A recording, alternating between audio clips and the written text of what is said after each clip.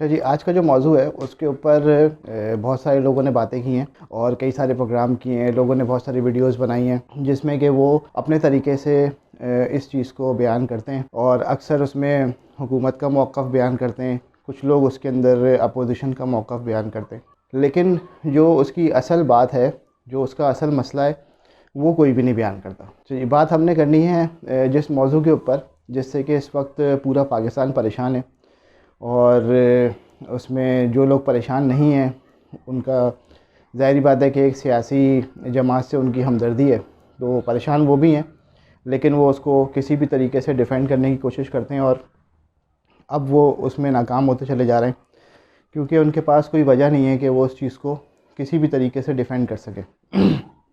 महंगाई एक ऐसी बीमारी हमारे माशरे में बन गई है जो कि इस वक्त एक गरीब आदमी की जो बचत है, जो उसकी सेविंग है, वो उसको खाती चली जा रही है और एक मिडिल क्लास आदमी को गरीब और गरीब आदमी को गरीब तरीन करती चली जा रही है। वो लोग जो कि मैन्युफैक्चरर्स हैं उनको तो इस चीज़ से फ़र्क नहीं पड़ता, वो माल बनाते हैं और महंगाई को आगे फॉरवर्ड कर देते हैं, लेकिन वो महंगाई उनके मज़दूरों को भी आगे पास ऑन हो जाती है और साथ ही आवाम को भी हो जाती है। जो मैन्युफैक्चरर है उसको इतना ज़्यादा फ़र्क नहीं पड़ता, लेकिन मैन्युफैक्चरर हमारी आबादी का 1% भी नहीं है। तो जो हमारी आम आबादी है वो इस वक्त बुरी तरीके से महंगाई तले कुचली जा रही है। अच्छा, इसमें जो सबसे इम्पॉर्टेंट चीज़ है वो ये है कि हुकूमत क्या कहती है। हुकूमत जिस वक्त 2018 में आई उस वक्त चीनी 53 रुपये किलो थी और पेट्रोल भी 100 रुपये के आसपास था। इस तरीके से दवाओं के रेट जो थे वो कुछ और थे और आटे के रेट जो थे वो 40-45 रुपये किलो थे या इसके आसपास थे और इसी तरीके से दालें थीं और दूसरी कई सारी चीज़ें थीं। बच्चों का दूध था, खुला दूध था और ये सारी चीज़ें थीं जो आज कहीं की कहीं पहुंच चुकी हैं। इसकी जब आप गवर्नमेंट का वर्जन देखते हैं, आप गवर्नमेंट का मामला देखते हैं, तो वो आपको ये बताते हैं कि जी क्योंकि नवाज़ शरीफ ने और पिछली हुकूमतों ने जो है वो कर्ज़े ले लिए थे और वो सब्सिडी दे दे के जो है वो चीज़ें सस्ती रखती थी, इसलिए कर्ज़े बढ़ते चले जा रहे थे। ये उनकी शुरू की स्टेटमेंट्स थी। तो हम जो है वो सब्सिडी नहीं देंगे क्योंकि सब्सिडी जो है वो हरामखोरी होती है और हम कौम को हरामखोरी की आदत नहीं डालना चाहते। अच्छा जी, अब आप सब्सिडीज़ उन्होंने बंद करना शुरू कर दी। इसके अलावा पुरानी हुकूमत ने जो है वो या पिछले दौर में जो सूद था वो 5.5% था। इन्होंने आके बोला कि नहीं जी ये तो सूद का जो रेशो है ये भी गलत है। वो उसको बढ़ाते 13.5% के ऊपर लेके चले गए। एक तरफ उन्होंने सब्सिडीज़ बंद कर दी, दूसरी तरफ उन्होंने सूद का रेशो बढ़ा के, जबकि पूरी दुनिया में जो सूद का रेशो था वो कम होता चला जा रहा था और इन्होंने उसको बढ़ाना शुरू कर दिया, जिसकी वजह से कर्ज़ों का हुसूल मुश्किल हुआ और कारोबार में मुश्किलात पैदा हुई और कई सारी दूसरे रीज़न्स हैं। लोगों ने बैंकों की रुख करना बंद कर दिया, गाड़ियों की फाइनेंसिंग कम हो गई। अच्छा, उसके साथ साथ उन्होंने हमें ये भी बताया कि जी क्योंकि अब हम सब्सिडीज़ भी नहीं दे रहे हैं और दूसरी चीज़ें भी नहीं कर रहे हैं, हमें डॉलर को भी एडजस्ट करना पड़ेगा। इसके साथ ही उन्होंने रुपए की वैल्यू भी गिराना शुरू कर दी और हुआ ये कि रुपए की वैल्यू गिरते आज डॉलर जो है वो 170 रुपये का आ गया है या 175 रुपये का हो गया है। और जबकि अपने दौर में जिस वक्त खान साहब अपोजिशन में थे तो उस वक्त वो बड़ी अच्छी अच्छी बातें किया करते थे। वो बताते थे कि जी डॉलर 1 रुपया बढ़ता है तो मुल्क के कर्ज़ों में कितना इजाफा हो जाता है। उन्होंने ये बताया कि जी पिछली दौर हुकूमत में डॉलर को भी मसनूई तरीके से रोक के रखा गया कर्ज़े लेके, इस वजह से हमें उसको भी एडजस्ट करना पड़ेगा। तो हुआ ये कि ये तमाम चीज़ें एडजस्ट होते ये सारा का सारा बोझ जो है आवाम के ऊपर आता चला गया और इस वक्त सिचुएशन ये है कि कर्ज़े भी उतने ही ले लिए गए जितने कि पुरानी हुकूमतें ले रही थी और महंगाई में भी बेतहाशा इजाफ़ा हो चुका है।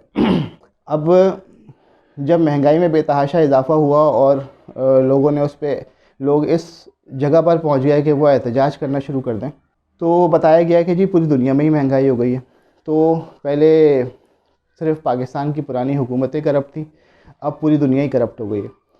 जिस वक्त वो ये बताते हैं कि जी पूरी दुनिया में महंगाई बढ़ गई है, साथ में वो ये नहीं बताते कि पूरी दुनिया में फ़ीकस आमदनी भी बढ़ रही है, पूरी दुनिया में कारोबार भी बढ़ रहा है।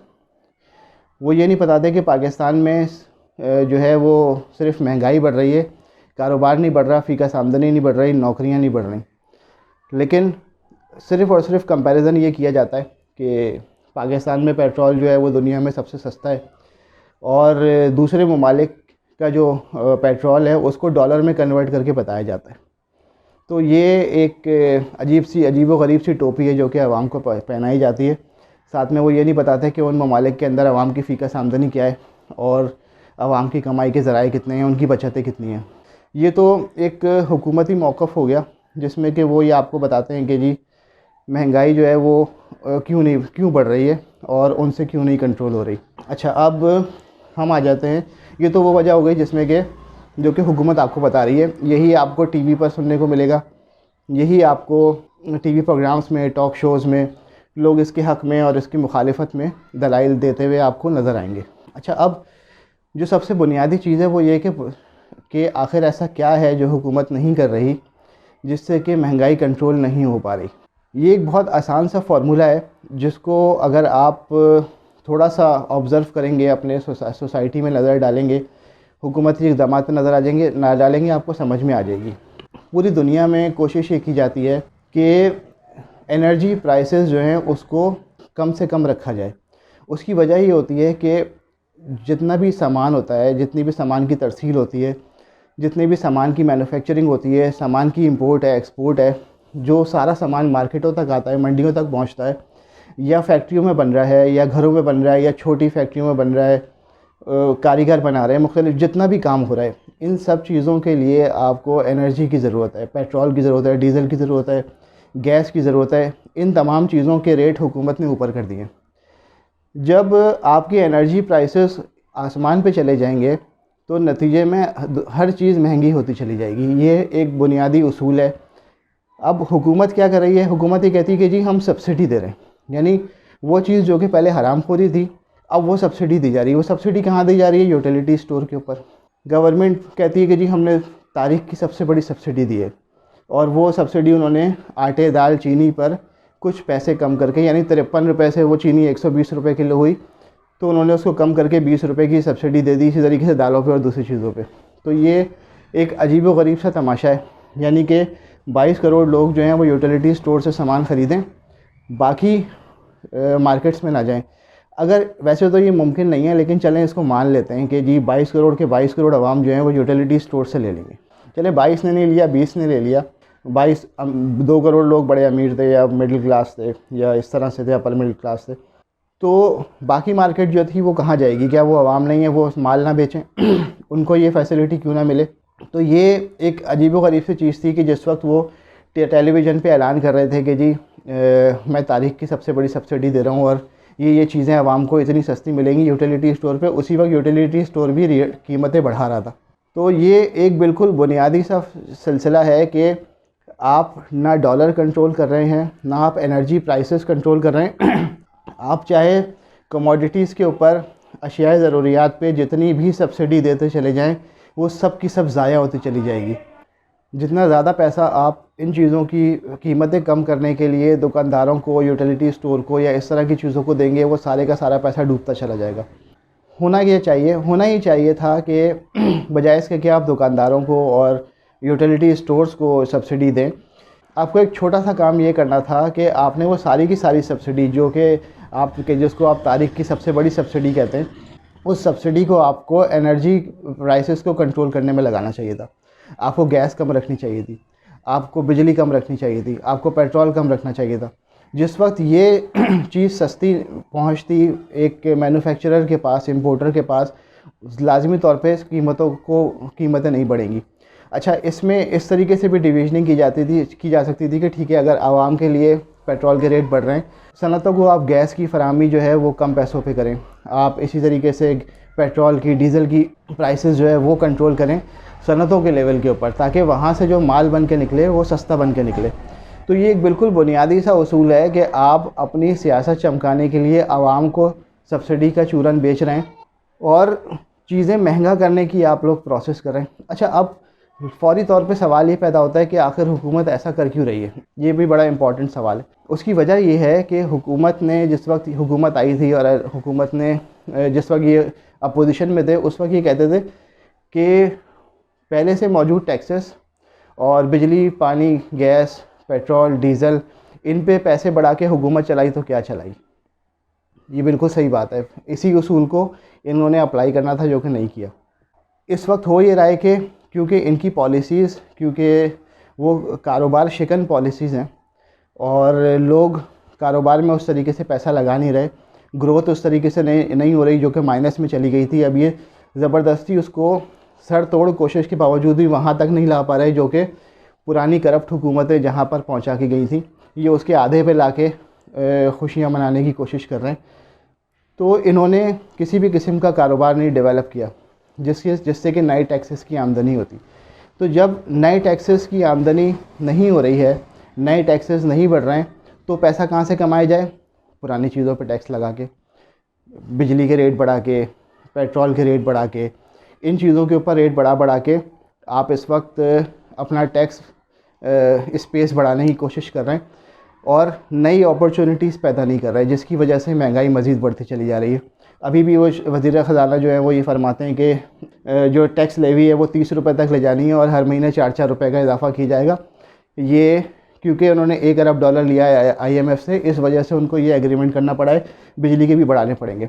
अब सवाल ये पैदा होता है कि अगर आप ये बताते हैं कि जी 30-30 अरब डॉलर बाहर से रेमिटेंस आ रही है, तो ये आप $1 अरब के कर्ज़े लेके इतनी सख्त शराइत क्यों मान रहे हैं? या तो यहाँ आपकी कोई मजबूरी है या आप वहाँ झूठ बोल रहे हैं। ये बिल्कुल बुनियादी सवाल है, बिल्कुल बेसिक सा सवाल है। और बिल्कुल बुनियादी चीज़ वो भी है कि आप गलत जगह सब्सिडी दे रहे हैं और ये सब कुछ आपको इस वजह से करना पड़ रहा है क्योंकि आप बिज़नेस अपॉर्चुनिटीज़ क्रिएट नहीं कर रहे हैं। फिर स्टेट बैंक का इंटरेस्ट रेट है वो आप फिर बढ़ा चुके हैं बजाय कम करने के। तो तमाम मामलात इस किस्म के जो कि कारोबार शिकन मामलात हैं और आप अपना टैक्स बढ़ाने के लिए उन्हीं चीज़ों पे टैक्सेस लगाए चले जा रहे हो, जिससे कि महंगाई बढ़ेगी। ये एक बिल्कुल बेसिक सी चीज़ है। इसका आर्ग्यूमेंट अजीब व गरीब सा ये आता है कि जी मुश्किल हालात हैं, निकल जाएंगे, 2 महीने रह गए, 1 महीने रह गए, 4 महीने रह गए। तो वो 3 साल गुजर चुके हैं, कुछ भी नहीं होता। आगे से कोई जवाब ये भी देता है कि जी बंदा ईमानदार है।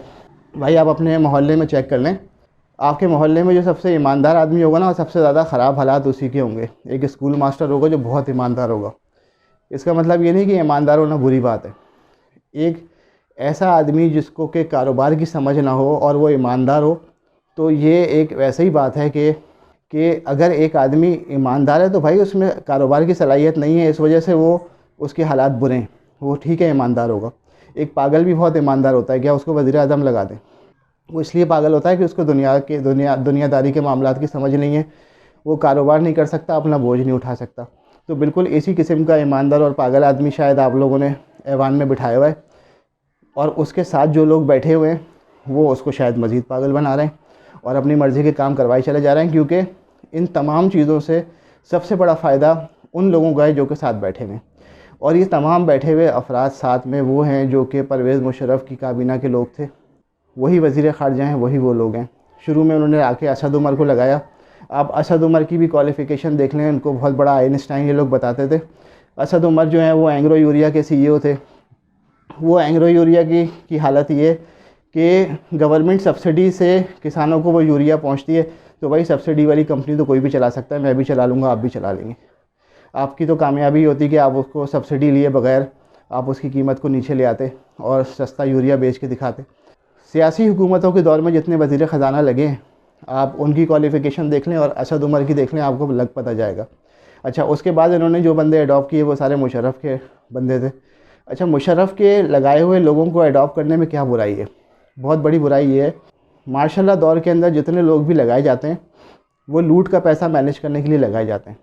आप अपनी सर्विसेज अमेरिका को दे रहे होते हैं, अमेरिका आपको पैसे दे रहा होता है, आप IMF के पास नहीं जाते, सिर्फ़ और सिर्फ वहाँ से जो फंडिंग आ रही होती है, जो इमदाद आ रही होती है, आपने उससे मुल्क को मैनेज करना होता है। तो ये कोई बड़ी चीज़ नहीं है। उन्होंने कोई बिज़नेस क्रिएट नहीं करना है, उन्होंने कोई विजनरी काम नहीं करने हैं जिससे कि अगले 10, 15, 20 साल हुकूमत चलाने के लिए, कारोबार चलाने के लिए ज़रूरी होते हैं। उन्होंने कोई ऐसी चीज़ नहीं करनी होती।